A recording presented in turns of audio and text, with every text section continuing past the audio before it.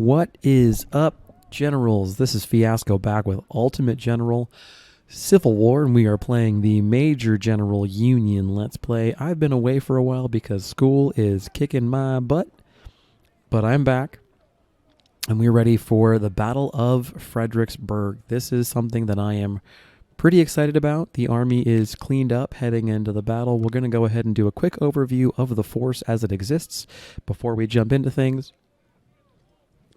And then, like usual, for these larger battles, I'll go ahead and cut the mic here, play the fight, record a post recording, blah, blah, blah. If you've been watching my channel at this point in time, you're usually up to that.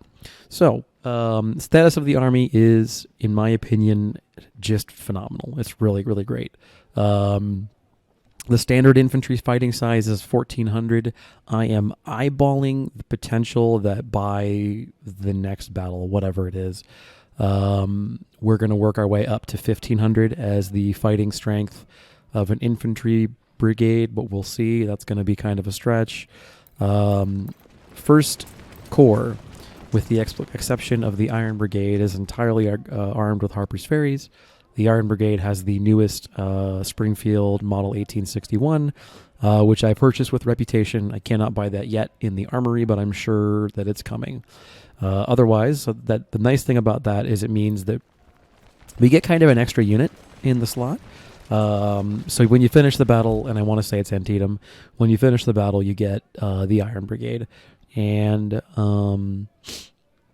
if there's no free slots in your first corps, or maybe your first division, I forget, your first corps, it kind of creates one for you. And so I have this weird situation where my first division has 5 brigades in it and everything else has 4. Or sorry, has 6 brigades in it and everything else has 5. When I eventually scale the army upward, excuse me again, they will have 7, I think, slots in the first division, or theoretically, when the army grows, they'll just stay at 6. I'm not actually sure how that will work. We'll find out together. Generally speaking, light infantry skirmisher type units are in the 375 man size. However, limitation being available firearms. So they will kind of hang out with whatever they've got. So that means that the units that partook in most of the campaign leading up to Fredericksburg, 2nd and 4th skirmisher, are quite a bit under strength because I just don't have the firearms to upgrade them with. And as much as I've been impressed with the JF Browns, I have not got enough to start standing up a second unit, and I suppose I should prepare for that eventuality and have them ready in my armory for the future. Cavalry is hanging out in the 400-man size for the particularly elite units, and then with the intention of them being a little larger and bleeding down, the cavalry in 2 corps has been bumped to 450, or in the case of the melee cavalry, 500, with the expectation that these units are going to be stuck in and doing some pretty hard fighting. Cannons are in the 12 to 10 gun range, depending on how close they are intended to be to the fighting. As a point of disclosure, I am utilizing Panda Kraut's version 1.4, I think, UI mod that changes a couple of things about the base game. The first thing it changes is the behavior of skirmishers. They are going to be a little bit less inclined to go running across the field at a target that you clicked on 10 minutes ago, and they are also going to pick new targets if the one that they were supposed to be shooting at is inaccessible, but they have other viable targets in their cone of fire. So hopefully, finger quotes, skirmishers should be a little less babysitting required and a little more self-sufficient. That's the dream. The second thing is that my understanding is that some of those invisible hard scaling limits for efficiency purposes above a certain size have either been removed or softened. So in the past, it was inefficient to make an artillery battery larger than 14 guns because you ran into an invisible soft cap on efficiency. The same thing for infantry above, I want to say 1650, skirmisher infantry and skirmisher or carbine armed cavalry above 375, and there was no cap on the limit for melee cavalry. So up to the maximum strength of, I want to say 750 would have been fine because there was no efficiency penalty for melee attack. All of those things have been removed, and as a result, they may likely have an effect on what I view as an optimal strategy going forward. So just as a point of disclosure for you, the viewer, a thing you should be aware of if you're going to utilize this mod, some of the generally common knowledge associated with optimal caps on unit sizes may no longer be accurate, and you get to have the full 24 gun batteries and all that kind of fun, sexy shit, which is sort of cool. I kind of like that. And I think that's great. So as long as you have the officers to command the units, obviously there is still that limitation on the efficiency. As long as you have the officers to command the units and the experience to support them being that large, by all means, go right ahead. And I have a 2-star general, Major General John Gibbon here commanding the Iron Brigade, and he's still, imposing a bit of a command debuff on that particular unit. But I don't have any 3-star generals to throw into the mix there, so we just got to sort of suck it up. So this is I-Corps. I-Corps looks pretty much the same as it always has. There's not really been any major changes here. I-Corps has not been involved in a large amount of the fighting leading up to Fredericksburg. Most of that fighting has been on the back of 2-Corps. 2-Corps is more or less the same as it was coming out of Perryville. Some reorganization. The Light Corps or Light Division is back together. We have understrength, sharp shooter units.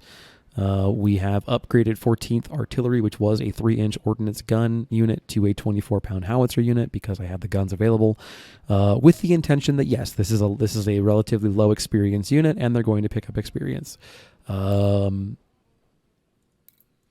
Yeah, that's basically it. Everything got bumped up to full strength here. I am intending to see if I can't grab significant progress towards the 2nd star, or theoretically even the 2nd star for all of the units on the Cav side in 2-Corps. Unlikely, I think, that many of the units will take over a handful of 1st Division's infantry, which has been here since the very beginning of the game. Maybe them. 3-Corps is the one that's the most sort of amorphous. 3-Corps units, some of them are fresh, 37th and 38th Infantry, brand new, armed with Lorenzas and Enfields, respectively, because I had the weapons available. And I think, again, even in the late stage of the war, the medium stage of the war, middle stage of the war that we're in right now, the Lorenz is a damn fine weapon. Accuracy low is 75, so even at max range, this gun is still accurate. And that leaves me with the tactical freedom to keep some of these weapons at a longer range when they are less likely to take significant casualties. They are also larger. They are also the new TO&E size of an infantry unit at 1,500. I have every expectation that I'm going to let them bleed down. We have not done anything to the artillery here, I don't think.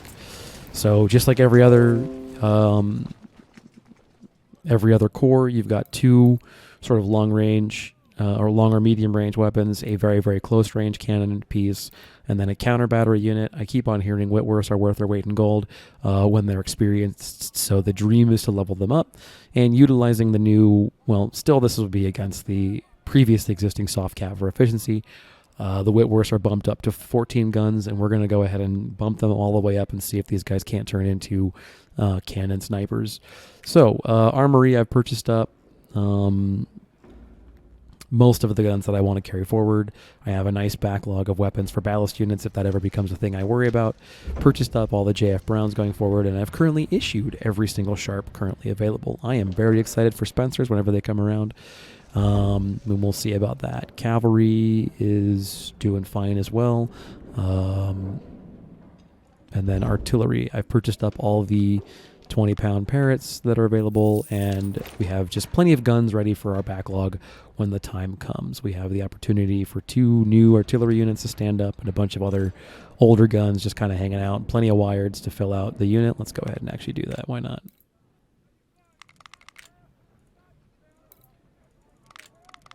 There you go. Use every wired we got available too. Awesome. So let's take a look at, very briefly, this is the stats of the character, the general that we're currently rocking. So still no politics, as you can see, just plenty of money for all kinds of icing and gravy things at this point in time that I'm purchasing or thinking about the campaign going forward. 36,000 men available in the reserve that I haven't even touched. Average recruits are interesting. My expectation is that the Union had 10s in most of these stats. So I wonder if I've folded units in or something. That's weird. Okay, let's take a look. I didn't buy anything with rep, except for I think some 20-pound parrots. So I'll not be buying the officers. I don't have the rep for the men of the money. I don't need it, frankly. The intention coming out of the other side of Fredericksburg is to bump up economy to 10 so that I have medicine and economy at 10. And then we'll go ahead and work on getting Army Org up so I can start getting these units to 6 brigades per division. One thing that I have not been taking into account when I've talked about loss ratios is the unit restore ratio. I'm quoting the exact number. Let's say that at the Battle of South Mountain or whatever, I said, I took 2,600 casualties. Well, you got 20% of those back. Now, it's not a lot, but it adds up. And so the ratios are a little better than I've been giving myself credit for in some of these battles. So yeah, there's that to think about as well. When you're playing your campaign, don't beat yourself up, especially if you've got a high medicine. You do get some of those men back, and they're like free vets, basically. So that's the tertiary objective, is to get training leveled up. I am getting to the point now where keeping these units at 2 stars is going to start being harder and harder and harder with recruits. And if I want to grow the army to 1,500 men, I'm going to need to keep that into consideration as well. Hence the idea in the medium term to start leveling up training. So without further ado, let us jump into the Battle of Fredericksburg planning phase. Sorry, that's a rambly thing. All right, we're going to have I Corps committed to the main attack because they are who I need. 3 Corps is going to be sort of in the holding action in Marysville, and 2 Corps is going to push in the middle so that eventually 2 and 3 can kind of work together on the heights, while the main attack down here is I can excuse me, I can largely rely on I Corps to be basically self-sufficient at this point. They've got a preponderance of 2-star units. They've got a preponderance of great commanders and great unit leaders and so forth and so on. 2 and 3 Corps working together, there's not much that those two should not be able to accomplish. Army strength, just shy of 62,000, if I'm not mistaken. The Confederate Army is hanging out, just around 70. So we've got near parity with a slight numerical advantage in the Confederacy, and their training and armory have bumped up to numbers that I expect to be seeing probably Harper's Ferries. However, this, let's call it 68,000, is going to be negatively affected by about 10% from the fact they played all the side battles, and their experience is also going to be taking a bit of a hit. So the training here is more like 35%. Their armory is probably accurate as reported. So this number here, we'll call it 68, will likely end up being more like 62. So we have basically near parity because of the debuffs associated with the side battles. What did I say? I Corps, 2 Corps, and 3 Corps, right? No. There you go. Yeah. 1, 2, 3. Just basically that. All right. Without further ado, let us jump into the very frustrating early skirmish. Preparing to cross into Fredericksburg. They have deployed some pontoon bridges, but they've cut off some of the obvious routes. So in this particular part of the fight, this is a very tiny skirmish. Oh, okay, this is an overview to the whole battle. Yeah, and then this is where this attack is messy as all hell down here because they're dug in pretty well. There's the middle, which I'm still not really sure how best to approach this. I'll figure it out. And then there's this position way up here, which is just suicide to attack. I mean, there's a way to do it, I'm sure, but we will see. We should attack. No. Yeah, we probably should not do that. So the thing begins early on. What the hell? I'll do the commentary for this part. So you start off with a tiny portion of your army ready to cross the pontoon bridge. So there's going to be a brigade of infantry and like 2 or 3 independent brigades of skirmishers in here. So, and actually, I think I do just want 3 infantry. I'm entertaining the notion of like, well, what if I brought an artillery piece or something? But I think just 3 infantry should be fine. And something like that. And then...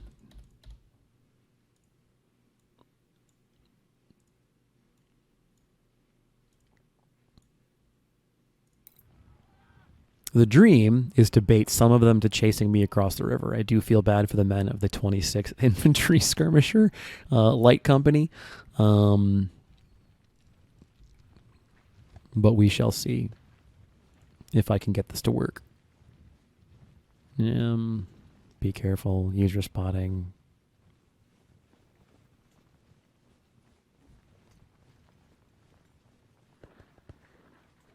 Here we go. We have contact with something.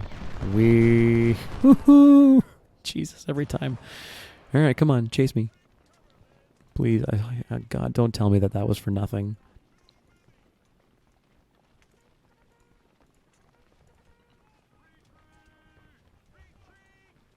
I saw movement.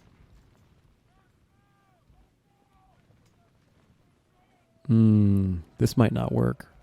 All right, and go back to your parent. Just take the losses and see what happens. All right. We've got to get someone to try and come at me at the bridge. That's fall back, fall back, fall back. Perfect, perfect, perfect. Yes, excellent, good. Do that too. Oh, man. There you go. Okay, perfect. So thank you for your sacrifice.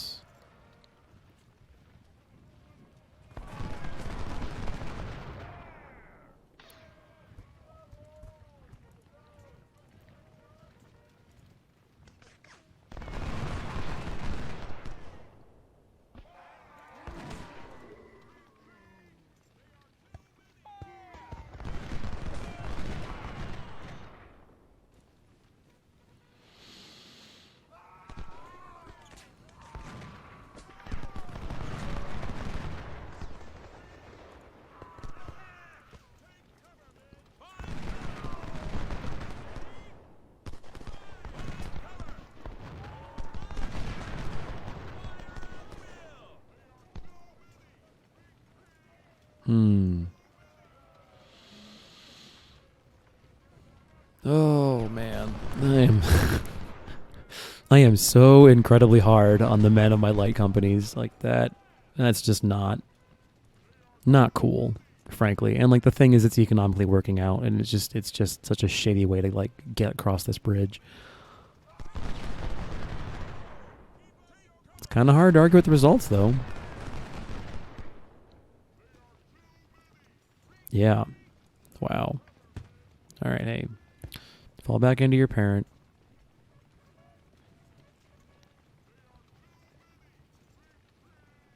I need to get. I think I saw his name was Barksdale, unless I'm eyeballing that wrong.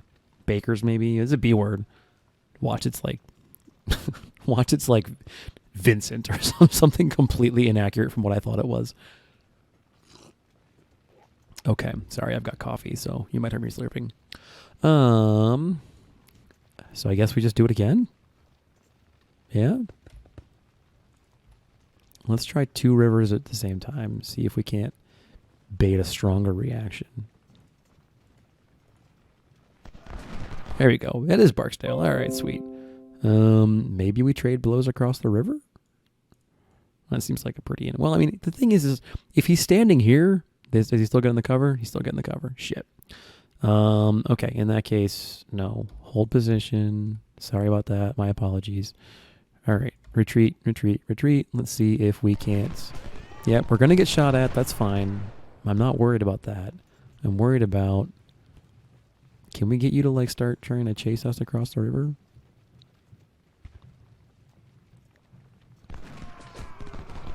Yeah, we got 3. I'm proud of you guys.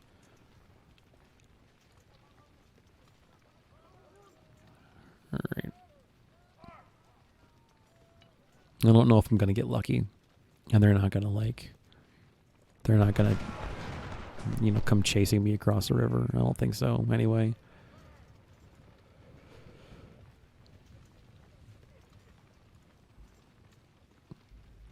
Maybe it's because they think the position's too well defended?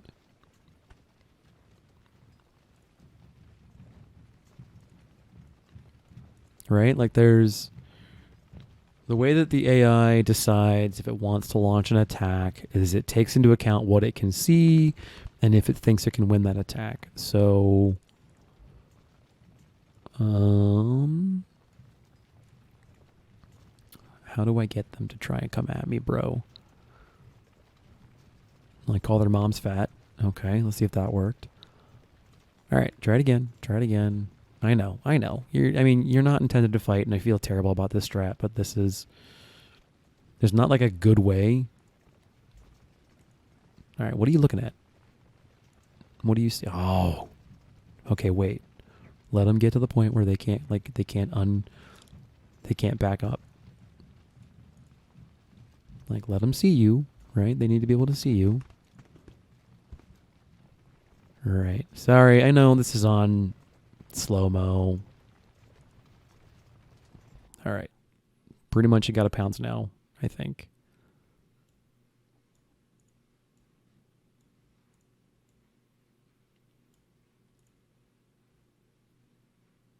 And then, you know what? Run.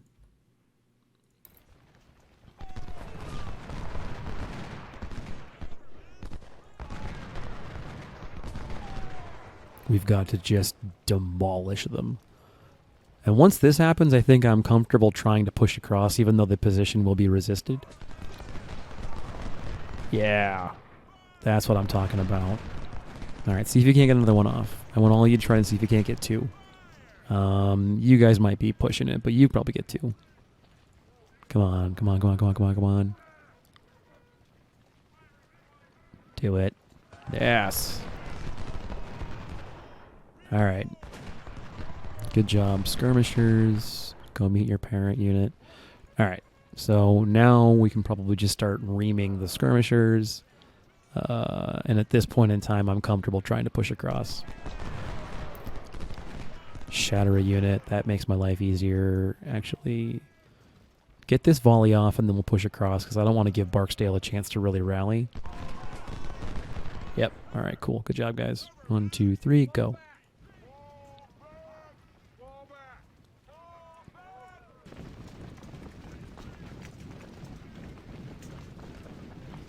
And I know you're going to get tired. I know, but we need to minimize our time we just saw how lethal being shot at across that bridge can be. So you need to minimize your time, and I think effort expent on crossing, even if it makes you tired, is worth it.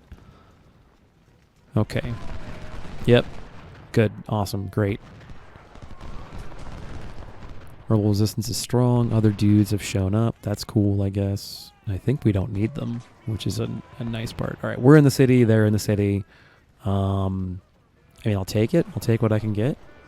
Get in a position, and I'll deal with you when you get online. What's left to resist me at this juncture is probably not up to the task. What do you got? A larger ordnance from wired unit. That's cool.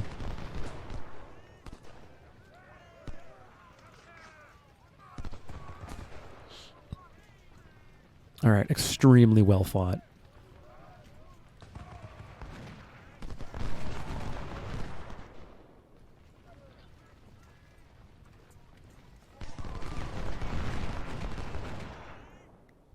Very, very, very happy with the performance of the army there. Not happy with the the way that I got them across the bridge. But that is what it is. Jesus, they are really doubling down. Like, hey, if you need it, here's some more stuff.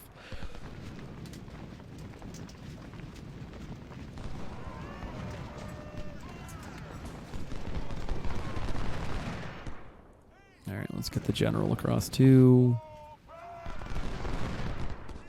Yeah, nice. All right, cool. Right around there.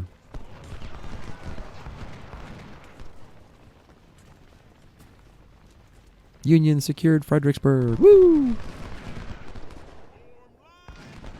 All right, guys, this is the Battle of Fredericksburg. This is Fiasco. Thanks for... I'm kidding. Yeah, the opening skirmish is rough. It's a bitch from the Confederate perspective, too, actually. I mean, you. Let's say that you're Barksdale. You try and like bait them to cross or whatever, because the AI will. The AI knows it has to start to take this flag, so they come at you, and you just kind of post up right here and whatever, and you blast away. All right, we got artillery coming online. How are you doing as far as being tired? All right, I would like to take 26th and 25th offline. I'll get 30 and 31 posted to replace. But I'm content to just kind of let things remain. We have the flag. If we get to wipe out Barksdale, great. If we don't, I'll live. Right, just in case they get tricky.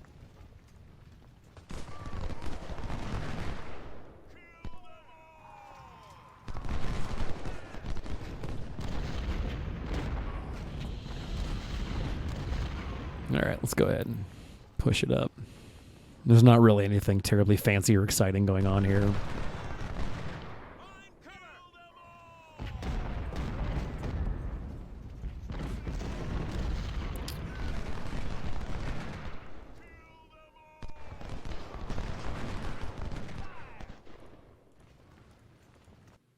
Yep, boom. All right, cool. Okay, so we are about to head into what I will call like the battle proper, so to speak. And as a result, this is gonna be a slog. It's gonna oh, here we go. Okay, great. We actually have some numbers for the whole battle. Holy shit. Wow. Union Army, 62,000. Confederate Army, 55? Good gravy. You know, I was expecting like 63, 64, like the theoretical cap was 71. I was expecting rough numerical parity. We almost outgunned them. Good gravy. Yeah, we almost outgunned them. We certainly outmanned them. Similar brigade numbers indicate to me that their brigades are going to be smaller than mine. This should be... Now, in fairness to the Confederacy, they've got a much better defensive position, and this is a lot of territory to defend. Okay, sure, but they're doing it from the right places. Like, this is great defensive terrain. This is phenomenal defensive terrain. Whenever I played this in the past, there's a metric shitload of cavalry hanging out over here, just coming over here ready to screw your shit up. So I'm probably going to try and attack there, because then this gives me sort of like, if I can kind of take the thought process, and this is sort of a pincher kind of thing, is if I can take this, this sort of protects my rear, and then I get to have a safe place to try and attack from. And then this sort of kind of opening there's like an ammo depot or something, and attacking this from the front seems silly when I have the opportunity to get over here where they're not likely going to be as well defended. And all these battles you've watched me play it enough times now is basically just me hammering for the flank, trying to figure out a place to hit. And I realized, look, we're a half an hour into the video and I haven't actually had the real battle. Second wave, they're pretty much going to try and like come over here and then push up. So the main army, meh. The second wave, meh. And then the secondary attack, I don't know what I'm going to do with them yet. I've tried attacking Marysville Heights and it just ends up being a disaster. So I may well just camp in the city and try and bombard them with cannon and see what that does for me. We'll see. Anyway, this is Fiasco. I'm going to go ahead and cut off the in-game audio now. I will see you in a few seconds, really, as far as you're concerned, on the other end of Fredericksburg. Thanks very much, and I will see you soon.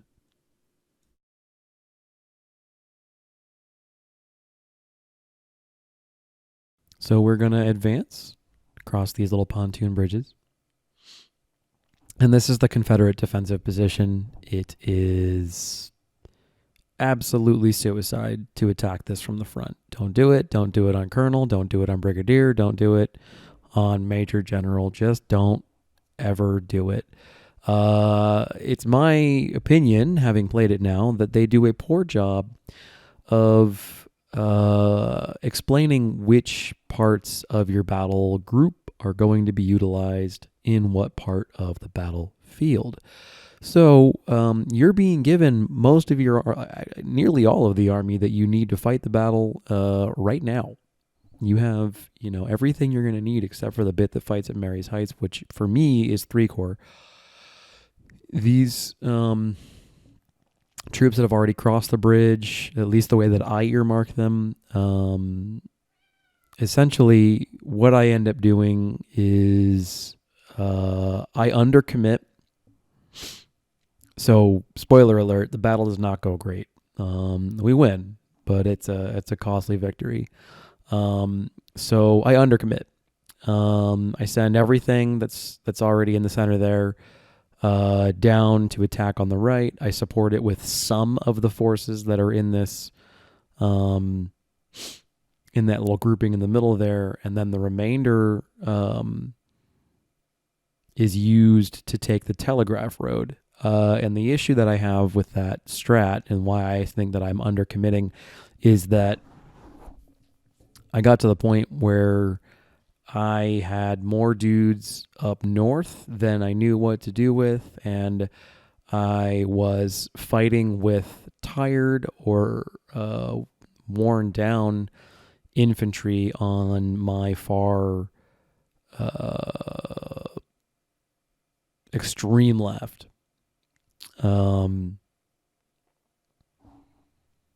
And if I supported it, let's say that all these things that were on this side of the river, that was what I attacked Telegraph Road with, and the remainder of the forces, all that stuff in the middle there, where McClellan was, if all of that went to support the attack towards Prospect Hill, pretty sure that attack would have gone off much more smoothly. Just because I would have had thicker infantry coverage, I would have had the ability to maintain a reserve.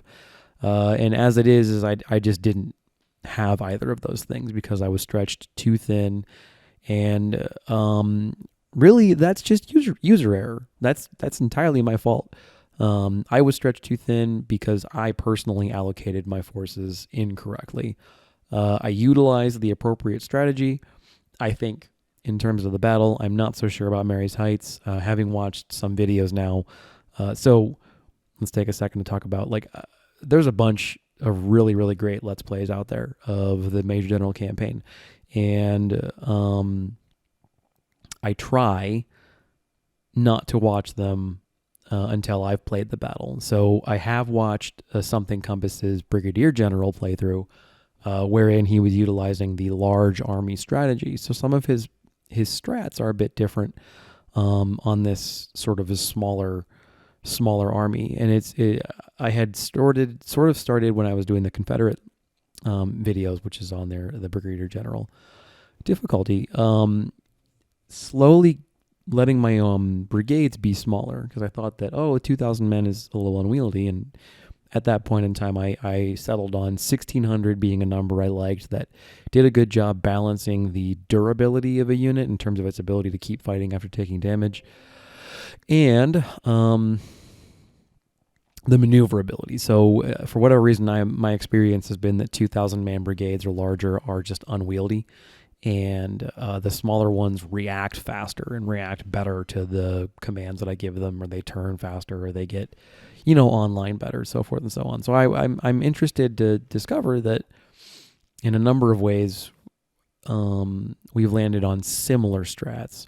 So let's talk about what's happening in the battlefield here. I'm probing on the Confederate left, seeing if maybe I'm going to get lucky and some of their trench lines are currently not occupied. It cost me a couple skirmishers, but now I know they've got coverage over the entire line and I can go ahead and pull back. This is when I should say, okay, and I should take all the units that are not earmarked to cross the river and take the attack on Prospect Hill, and I should take them and support this attack over here. They're going to have to walk forever. They're going to be exhausted when they get there, but I rest them up and it won't be a problem. What I'm doing on the right of the screen, Union left, Confederate far right, is last time I played this battle, BG.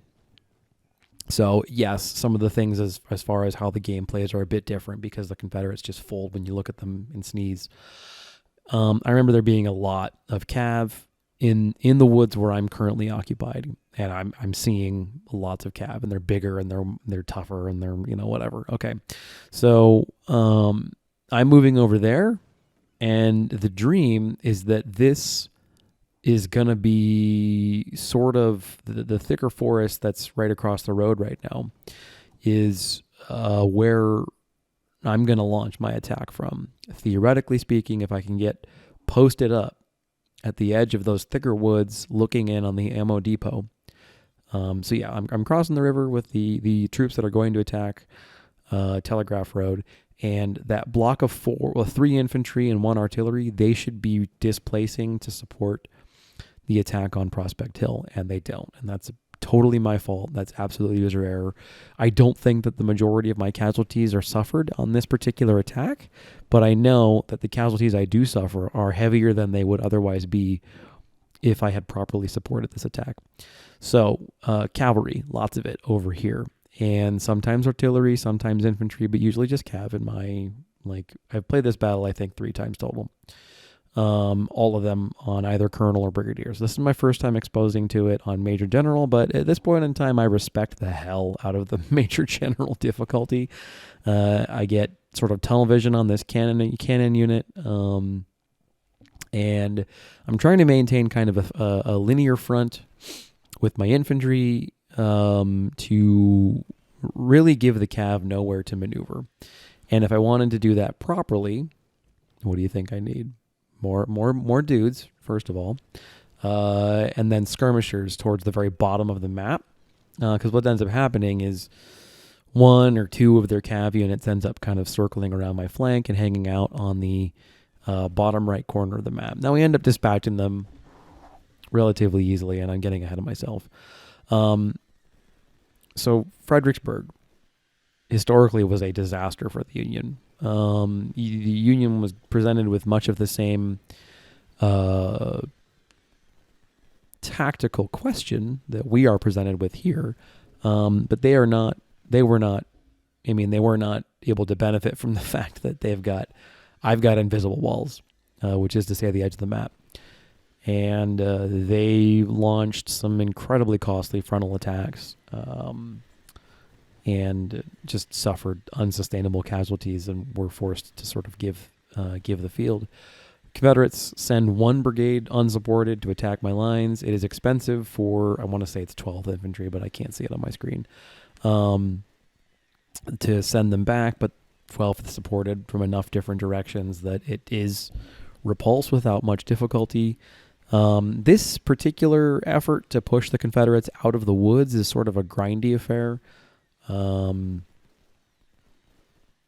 that it takes a little longer than I'd like. The skirmishers are being hit by artillery because they are just sort of out there in the open. Yeah, so this is when I realize I've got cavalry in my rear.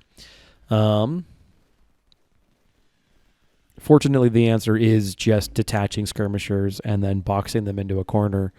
I guess they're probably carbine cav, because if they were melee cav, I imagine they would just be like, haha, we got you, and then they would come at me. So this is a great Confederate attack here. 2 brigades, one after the other, charging infantry. Now, what I think that they do wrong is, A, they do it in the woods, and then B, they don't charge the guy on the flank. So I think this is 3rd that they're charging.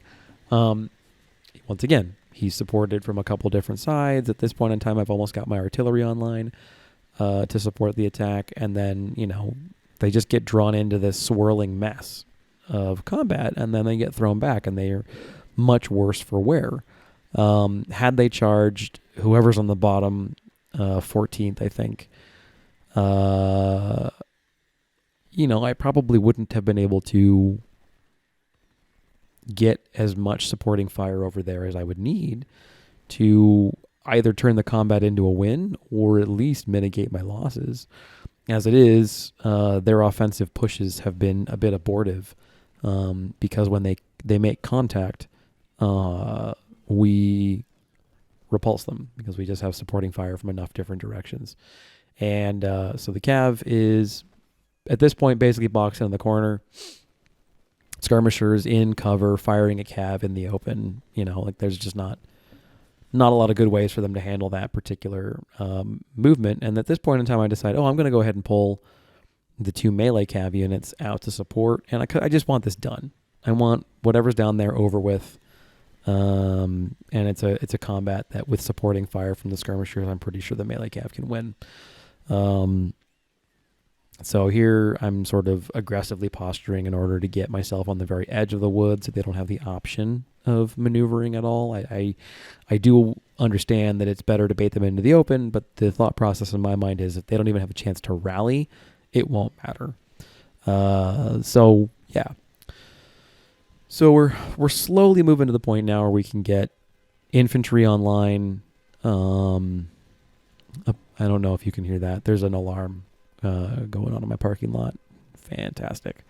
This is a pretty narrow mic though, so it's possible you're not picking that up, and I'm just rambling about nothing as far as you're concerned. All right, battlefield. Union infantry is slowly but surely pushing the Confederates out of the woods, and as a result, they are essentially taking the spot of terrain they will end up occupying for the majority of the battle. Once they are in position, I move the artillery up, and there's two 24-pounders and a Napoleon unit supporting this particular endeavor. And maybe, I think also a 14-pound James. This is a well-supported push. It's just, with 3 more infantry and some 20-pound parrots, I'd be able to be knocking out their guns from far enough away. So we push up infantry, and we get to the edge of the woods. At that point, the Confederates have basically lost. They keep coming at me.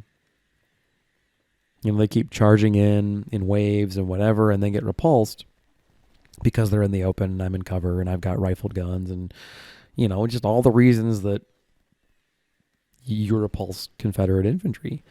Some of the tactical truisms have not really changed throughout the course of this campaign. I have been playing some of this stuff the same since day one. It's just better because the army's better and better supported and has better guns and blah, blah, blah, blah, blah. We don't start mass shattering some of these units until a little later. And the Union offensive over here gets really gets going once a preponderance of these units get shattered. But you can already start seeing a couple of these units on that wavery point where, the beginning of a battle, we've all talked about this. At the beginning of a battle, the Confederate AI, or probably the Union AI if you're playing this on the Confederate side, the enemy AI is really inclined to launch all kinds of nutso attacks. And the joke that I see on the internet is that they move on roller skates and, all that kind of stuff. It's all true. It's all true. And there's this moment, somewhat imperceptible in terms of any kind of active, you don't see anything. There's no obvious indicator on the screen, but there's a moment that you can sort of tell when the wind has been taken out of their sails. And once that moment occurs, usually for me, I double down on whatever I've got going on. I try and see if I can't shatter a unit or two, and then that's when I go on the offensive. And you'll see it happen here, but not until we cycle back to Prospect Hill. There's a really great bit of maneuver warfare that occurs with the attack on Telegraph Hill, and then there's really no other way to play it. Talk about it. There's a blunder on my part. There is just a mistake with regard to the Mary's Heights portion of the battle, and we'll get there. But at this point in time, the Union's posted. I think about trying to push for the flag, but my decision at this point is, okay, I've only got 30 in-game minutes. Let's just go ahead and degrade or weaken the Confederate army as much as we can. Let our guys try and rest up. They've already pushed a lot in the time that we've been fighting.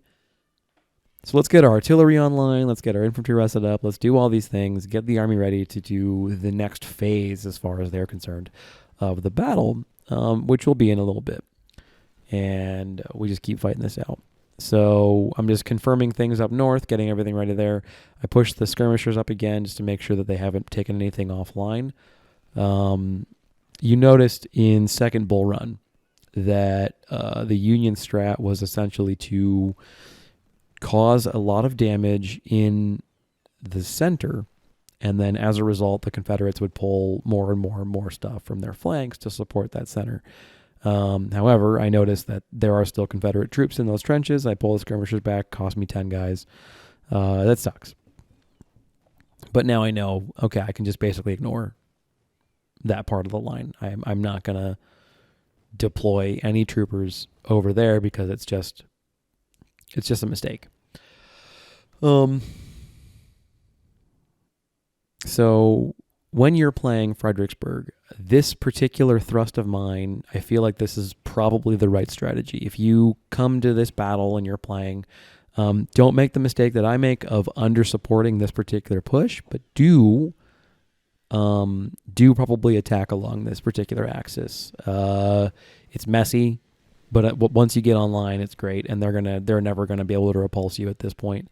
And you're what's nice about this is the two blocks of forest are far enough apart that you're not gonna find yourself trading blows from woods to woods. All right, so here we are. This is Mary's Heights. I end up just kind of hiding in a corner and fast forwarding. But my initial strategy is to put as many of my dudes as deep into the city as possible so they get the full urban cover. Deploy some skirmishers and see if I can't maintain a little bit of stealth. Excuse me. See if I can't maintain a little bit of stealth and then advance them up into some of these little houses or whatever that could serve as basically observation points. And then 3 Corps has a over allocation relative to its complement of artillery. 3 Corps has an over allocation of longer ranged weapons. So there's 2 wired units, a Whitworth unit, and I want to say a 3-inch unit.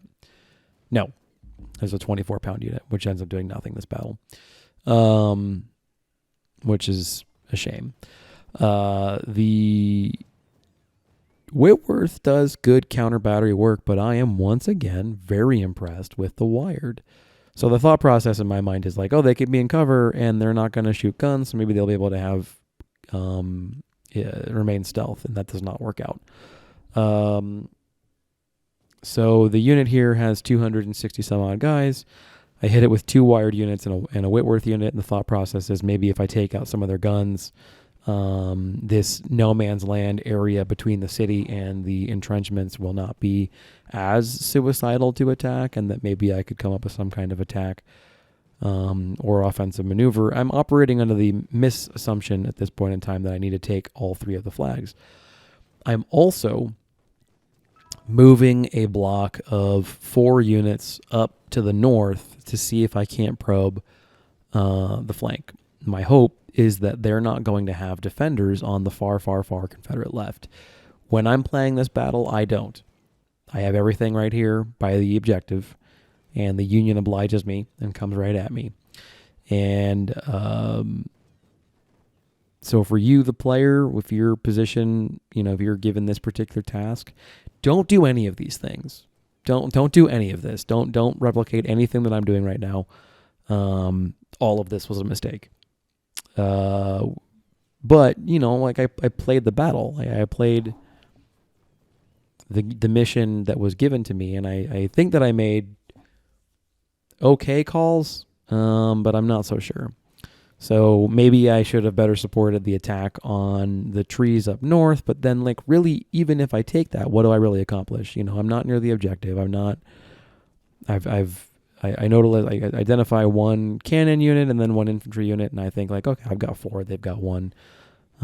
If I can occupy the cannon, maybe capture it, maybe just take it out, okay, so much the better. And then I can just flying column launch the 4 infantry into that 1 unit. This is the prototype for what ends up becoming an attack maneuver. I did this a lot in the later stages of my last BG playthrough, Colonel playthrough, with the Union, and I was doing it as well with the Confederates, where you'll get basically my version of a flying column is 2 by X, so 2 wide, X deep, I screen with between 4 and 6 units of skirmishers. Basically, every unit that's there deploys a skirmisher in there. My screen.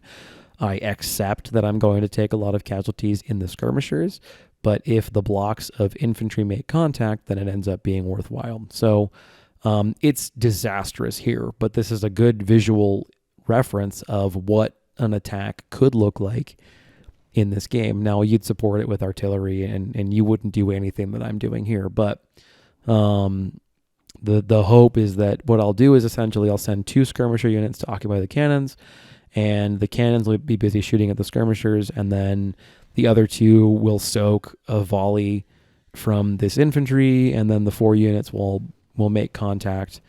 And I don't realize that there's another brigade supporting, so there's 2 brigades shooting at me, and the units are just wiped at this point. They're tired. They're, I accept if you do this, the front unit will likely morale run away. Like they almost always break on the way in, and you just, again, accept it. It's messy, but that's the cleanest way to launch some of these attacks that I've run across. Likely I will develop some new doctrine about that, going forward. But yeah, so these 4 brigades are leaderless, they're broken, they're shattered, they're exhausted, and this is just disastrous. It's probably where most of my casualties come from. One of those units wipes or shatters. The whole thing was a complete mistake as far as experiments are concerned. Yeah. So at this point in time, I realized that the whole thing is just it's not worth it. I pull my guys as far back as possible to hopefully outrange the guns, or at least outrange the effective guns. And then I put the game on fast forward and just wait it out. I have since watched people pull themselves all the way down into the bottom right corner, which makes even more sense because I think at that point you can break line of sight. Alternatively, I could have retreated across the bridge. So if you find yourself in this position, and like me, you've developed your 3rd Corps as a viable combat arm, you may want to take a look at some of those alternative strategic, choices. Hide across the bridge bravely, obviously.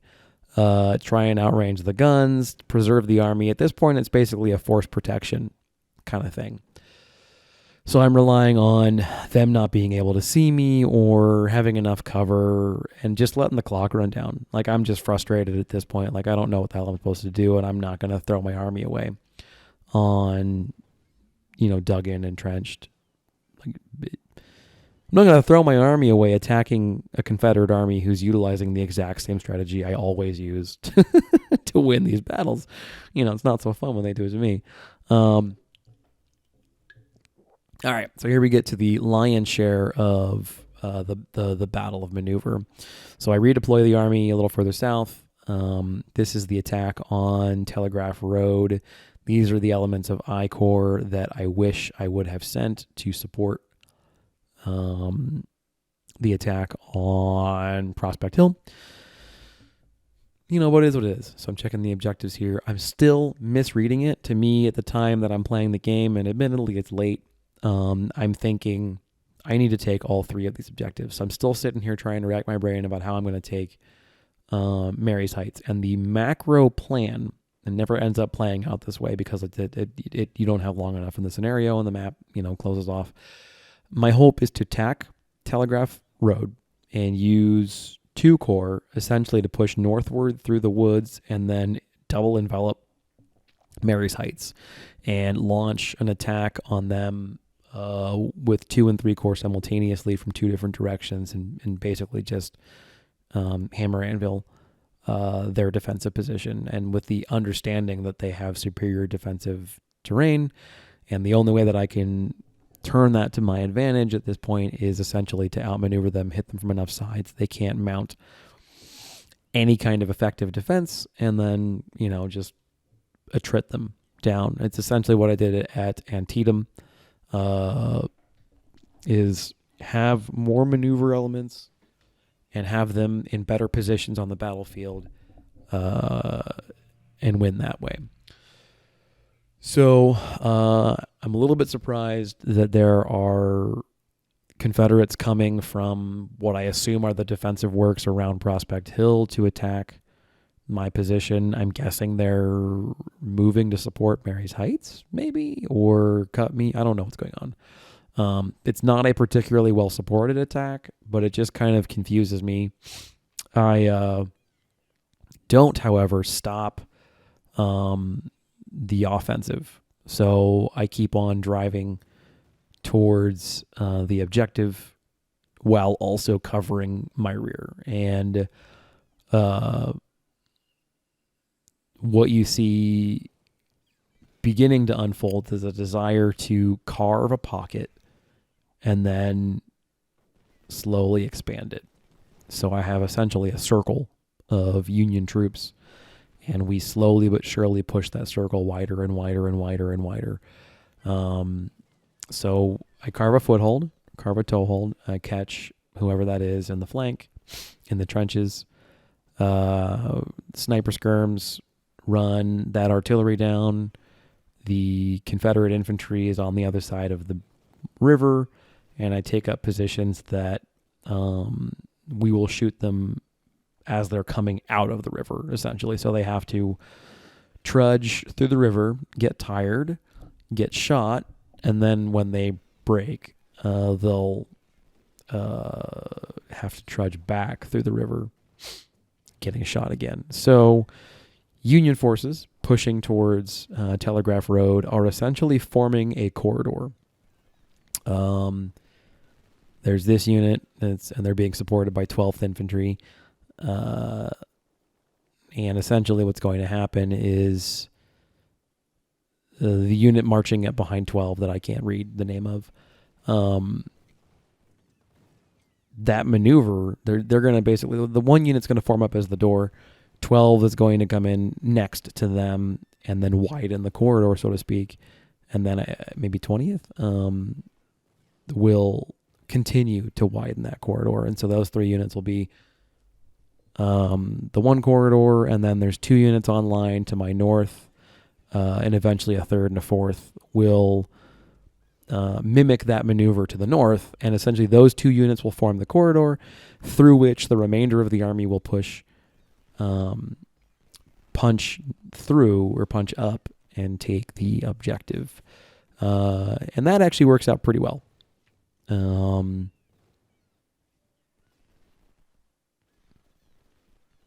Yeah, that actually works out pretty well. I don't like how much forest fighting you do in this battlefield. But I can't fault the Confederates for occupying that territory. I would too, in their shoes. And when I'm playing this battle, I do. Now,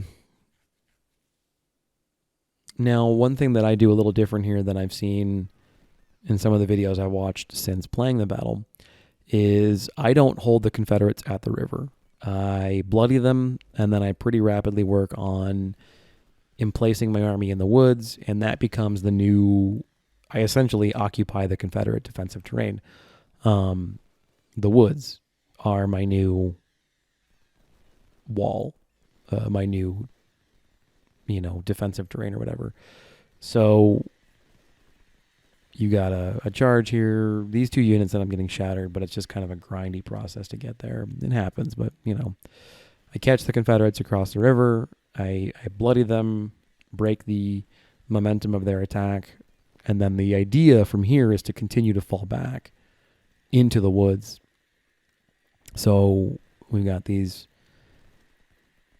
33rd is pushing up to support the corridor to the north. 4th and whomever is moving to take the objective. And then they'll utilize, I think, the road, I think is what I end up doing, and trying to continue pressing north. Like the dream, and I don't look at the time and don't think about how little time I actually end up having. The dream is that all of these troops will eventually support a a 2-corps wide attack on Mary's Heights. Now, none of that ends up happening. The timing for the day is not not conducive to that kind of a maneuver. But we do sort of do that in that we wipe out the Confederate forces in this position of the battlefield. Oh man, that one guy got flanked, and so this is why I'm not holding them at the river, is that they're coming at me from enough disparate different kinds of angle that I just don't want to. I don't want to fuck with it.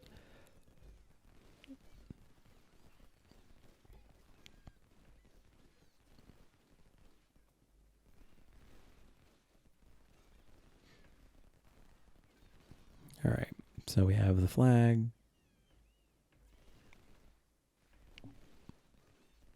Push across. Yeah, so now I just start falling back as soon as I can. And once that one unit like gets their shit together and rallies, I'll fall back. I just every now and again I check on the north to make sure that things are going, but I have no clue what to do over there. And I think the answer that I've seen is to just don't play that part of the battle. And redeploy all of those dudes to support the attack on Telegraph Road. You've got the Union position is basically what you're seeing now. We utilize the southward facing edge of this forest as the blocking element upon which the Confederates will eventually blunt themselves. And the 3 units that you see there engaged to the south, they continue to hunt down those 2 brigades with the intention of shattering them. So,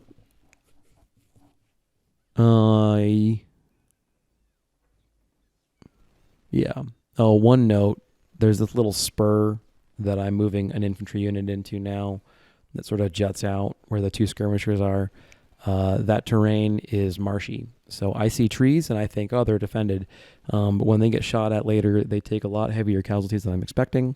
I look at their cover value and it's only like 25, and it's because the terrain is also a marsh. So yes, there is trees, or are trees, but it's also marsh. And those 2 things kind of counterbalance, I guess, and they end up having 26%-ish cover, and they should have a lot more because they're in woods.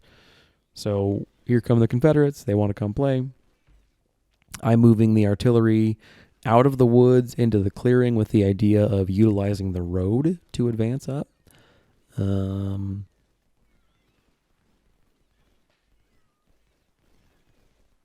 Getting my dudes online to meet the 2 Confederate brigades coming for me.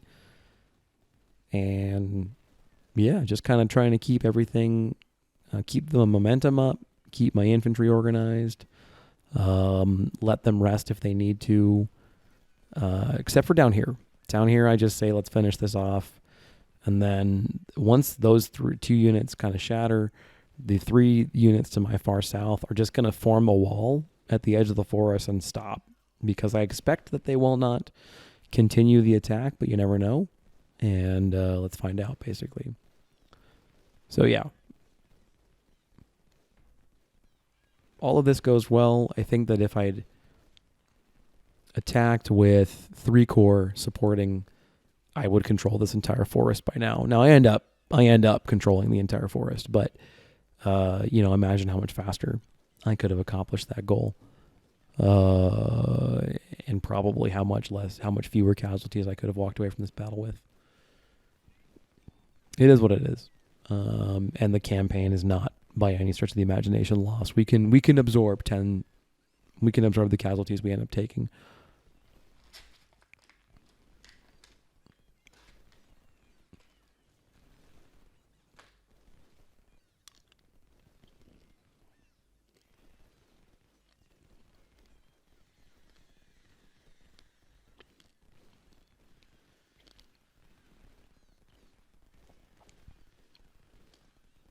Oh, so this is on 2.5x speed.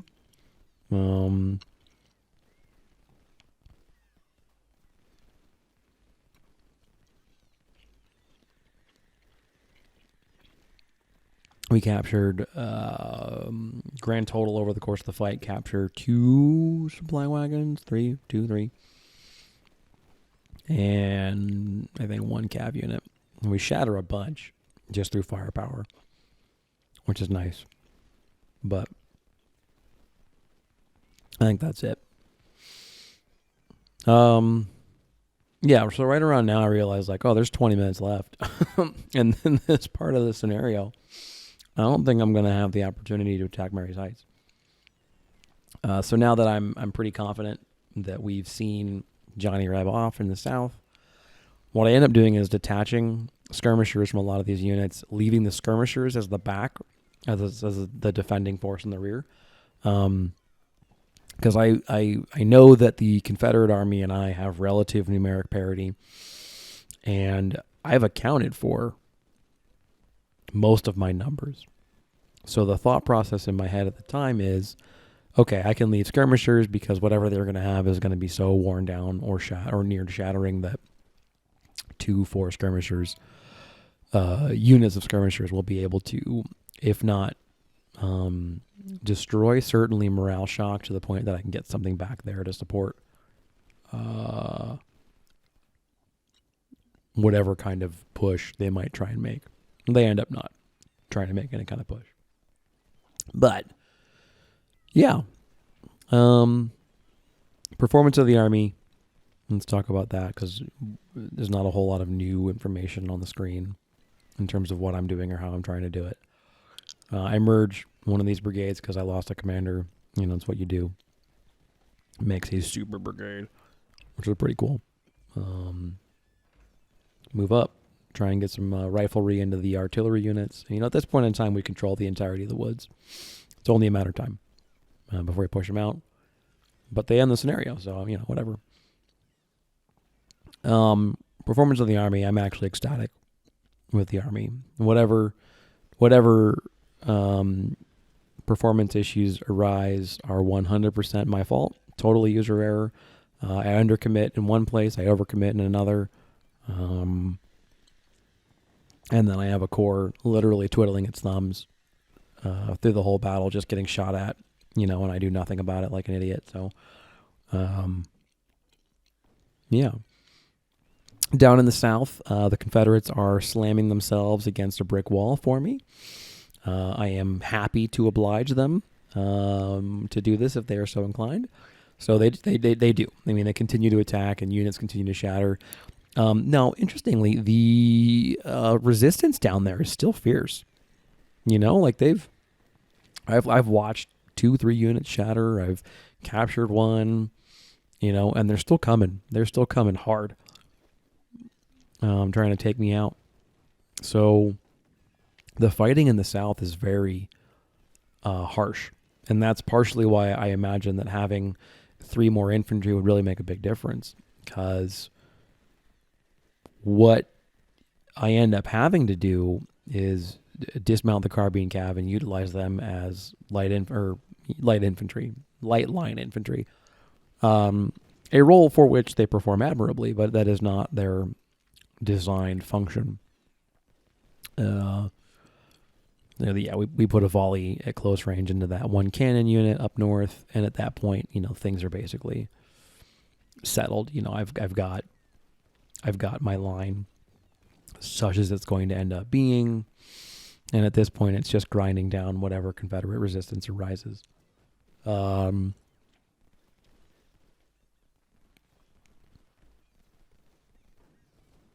then down in the south, whatever comes at me continues to be repulsed every time. So I start slowly trying to take up the offensive. Cost me a couple guys. I pull the trigger a little early. It occurs to me that I don't. I mean, I've got 3 hours. 3 hours in game to do this, and I could have sat there and just blasted with cannons for a little longer, but I decided, like, oh, let's get up there. And I don't think that being as aggressive as I am here ends up serving me well. It's ultimately fine, but fine is not, you know, top tier. Fine is not Major General. And that's a playstyle thing. I am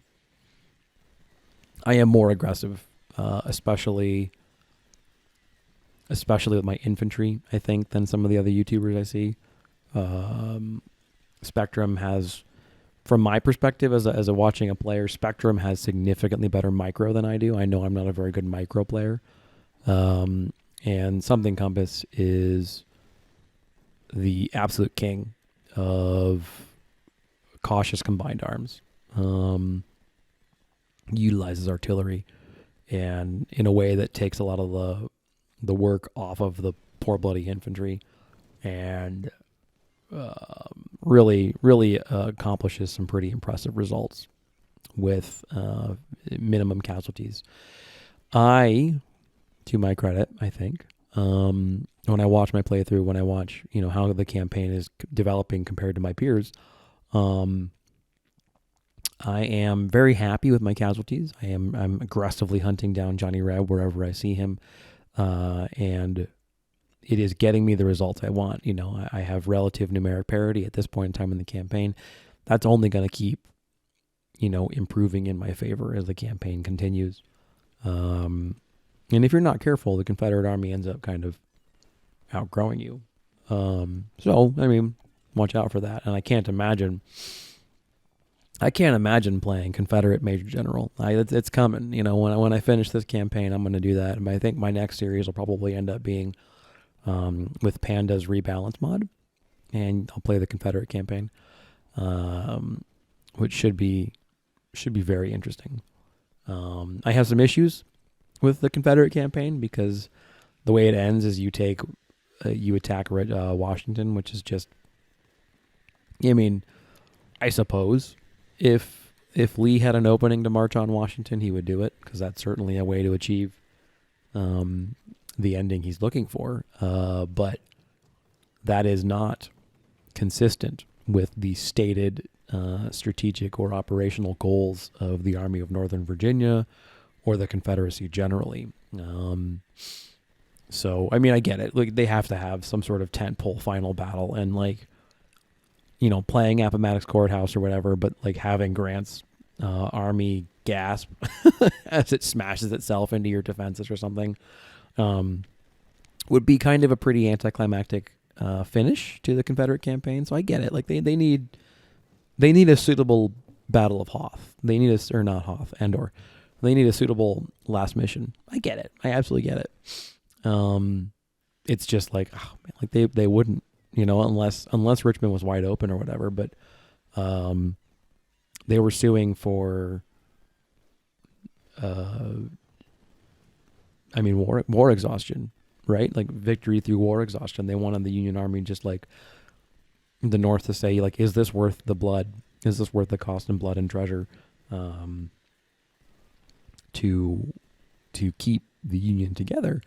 And my understanding, and I'm a Yankee through and through, and I'm from the North and whatever, but my understanding is prior to the victory at Gettysburg, they were a lot closer to making that happen than I think a lot of people realize. The weariness was pretty heavy.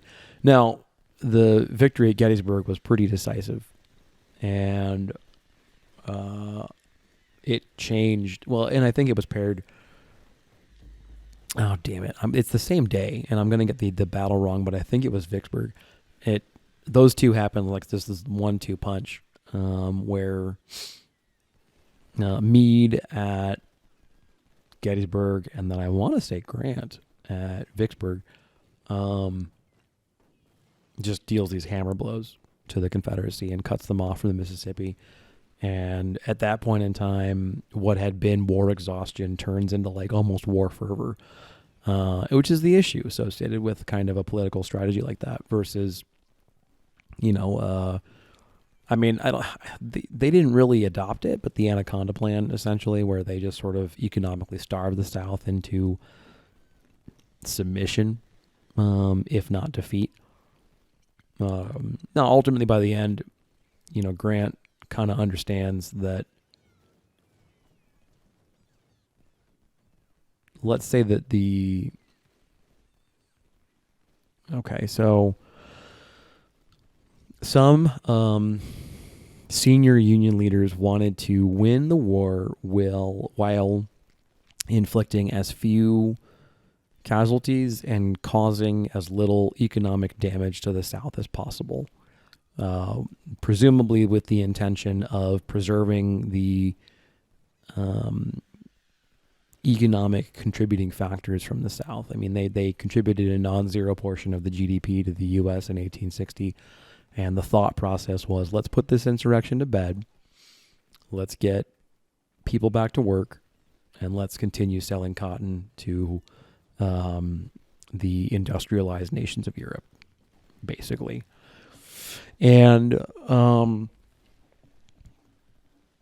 that mentality would have eventually led exactly to, the thought process after enough years of war and enough casualties, and especially the losses at Antietam and Fredericksburg. I have a suspicion, by the way, that the next battle is Gettysburg, now that I think about it.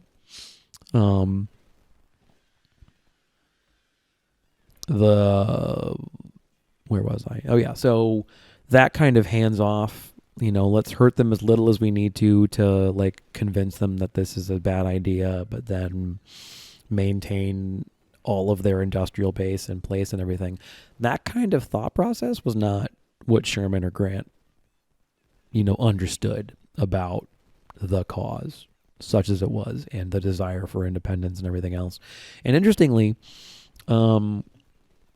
it's, I think, to a degree, what Thomas Gage and, to a lesser degree, Cornwallis were trying to accomplish, certainly George III, in the U.S. during the War for Independence. They wanted to harm the 13 colonies as little as possible so that the 13 colonies could go back to, positively affecting Great Britain's GDP. And, that obviously worked out great for them. I have no idea how I got here, but anyway, yeah. So, on the battlefield, I have attacked the Confederate position. Their troops have begun shattering in large numbers here and there. I get a little frustrated with the slow movement of the attack and think, I keep hearing about how overpowered melee cavalry is if it's properly supported. And my carbine cav is way the hell off up north, tying up Confederate reinforcements. Let's go ahead and get them in there and see what they can do. And they blow me away with their performance. They kill it, literally. This attack of mine has been moving very slowly in a plotting kind of fashion. It has worked well. I have inflicted horrendous casualties on the Confederate opposition, but I am not achieving the decisive impact that I would like.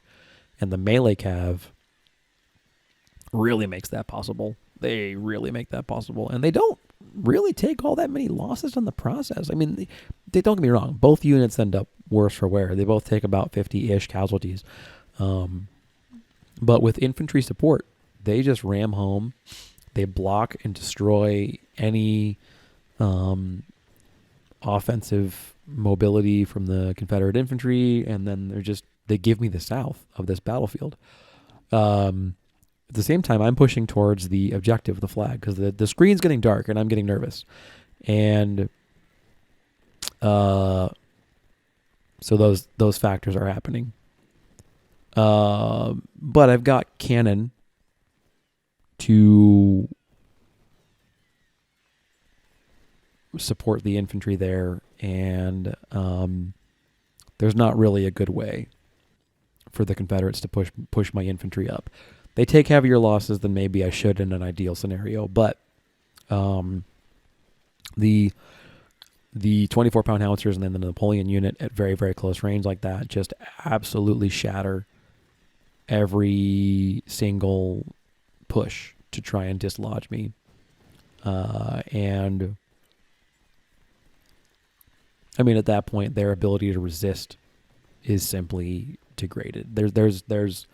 We've attrited them down, and then they just don't have the ability to resist anymore. And so they have to give ground or shatter, and some of them choose to shatter. And At this point in time, the South is mine. Telegraph Road is mine, and the battle is functionally over, and now we're at cleanup.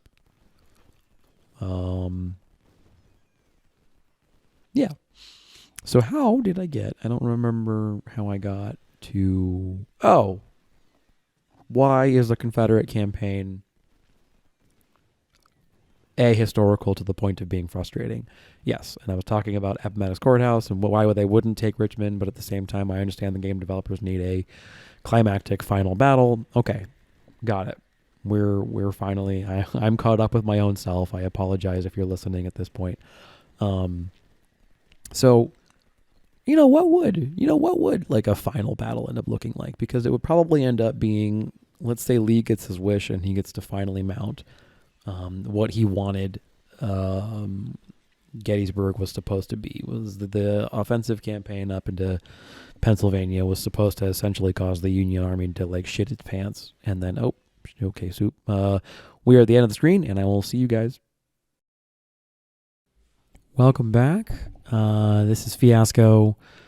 At the end of the Battle of Fredericksburg, I was incredibly nervous watching that clock tick down a little past 2200. I was like, I don't think that they're going to let us go to 23 or 2400.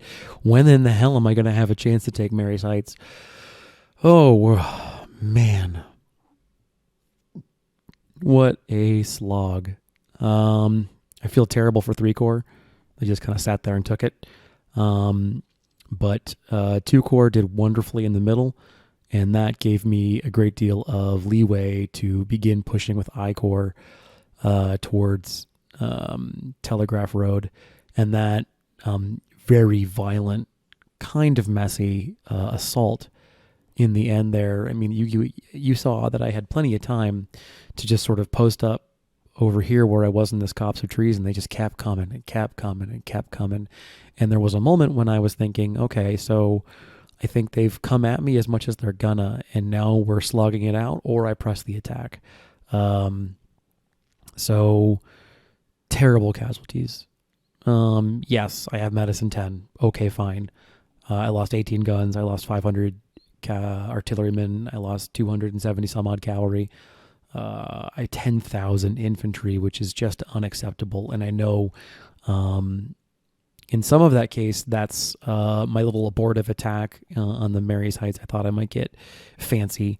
Some of this will come back, 300-400 infantry, I don't know, 100-ish in artillerymen, and then 50 or so cavalry, 100-ish artillerymen, a little over 100. And then, so I mean, some of that's okay, but just shy of 30,000, no, just over 26,000, everything together, like 30,000 or so for Confederate casualties. And that was okay. I got a couple officers. Units did well. We'll see how that goes. We have a whole bunch of wounded, which is a shame. Losing a general is unfortunate, but it's going to happen. Promotions, they're around. Promotions are around. Okay. Didn't capture a lot. I didn't expect that I would. Captured. Okay, so they're using 10-pound Parrots now. That's good to know. Captured a pair of Enfields and then a bunch of Harvard's Ferries. Okay, surprise, surprise. And that's about it. And I'm not really surprised that I didn't capture a whole lot more than that. We did capture a bunch of supply wagons, which is always a good time. And let's just see what the Butcher's Bill looks like. 2 career points. We won. Goodness. Some casualties. So we're up to about 300,000, just shy of 47,000 recruits or replacements. A whole bunch of units picked up a 2nd star, which is excellent in I Corps. McClellan picked up his 3rd star, as did the Avatar. Yep. Okay. Star, a bunch of, and then 3 Corps kind of just hunker down. And I know I lost one of those infantry units in that abortive attack. Let's take a look at what we have. So another batch of 2,000 1861s, some 20-pound parrots. I don't know if I'm going to jump on those, actually. I've got enough counter battery fire that I think I'm okay. How did the Whitworth unit do? I mean, you didn't have a good life. We didn't. 3 Corps barely fought, and that's just because I didn't press it on Mary's Heights. It just seemed like a suicidal thing. So we're going to go ahead and finish economics, and we're going to go ahead and bump up Army Org, which I think will not generate us another slot yet, but will generate a holdover corps, which is good to know. And then I think infantry can get a little bigger now or something. But, okay, so, yeah. What do we got coming up? What is along the pike for us? So the Confederate Army was at 71 max, is down to 60 max. That will surely move along, and we're going to work our way towards Stones River. I will talk to you in the next video, but I hope you've had a good time watching Fredericksburg, and this is Fiasco, signing out.